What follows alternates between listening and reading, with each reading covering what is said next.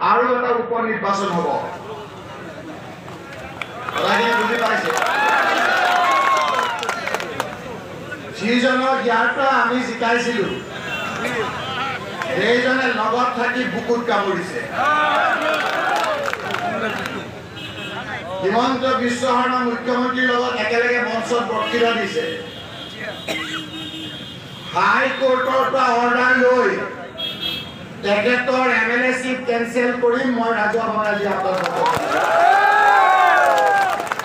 এই এমএলএশ্বিপ কেনচেল হোৱাৰ পাছত ইয়াত বাই ইলেকশ্যন হ'ব এতিয়া কোন উঠে আপোনালোকে এবাৰ ঠিক কৰি ল'ব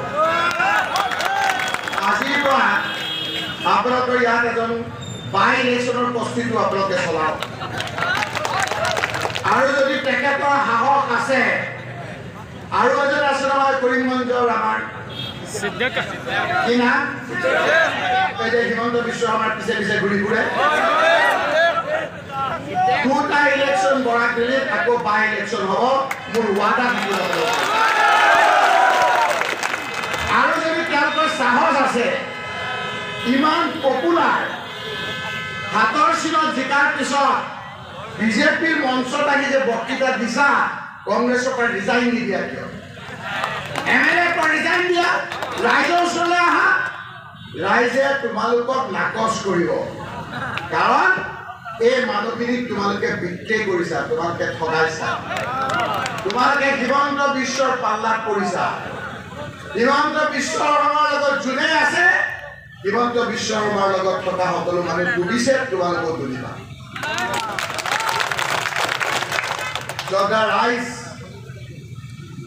মই আজি আপোনালোকৰ লগত কথা পাতিবলৈ আহিছোঁ বক্তৃতা দিবলৈ অহা নাই ফকীৰ বজাৰ মোৰ বেছি সংখ্যক মানুহৰ লগত পুৰা এটা আত্মিক সম্বন্ধ আছে মোক আপোনালোকে মৰম কৰে আশীৰ্বাদ কৰে দুৱাৰ কৰে সেইকাৰণে প্ৰথমে মোক আপোনালোকে বিধায়ক বুলি কৈছে মোক প্ৰাক্তন মন্ত্ৰী বুলি কৈছে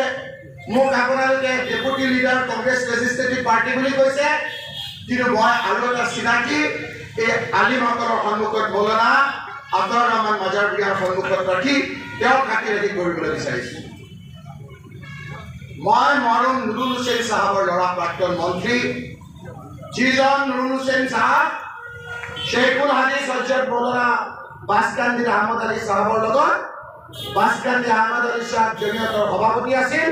মোৰ আব্বাজান মৰম সদায় উপ সভাপতি আছিল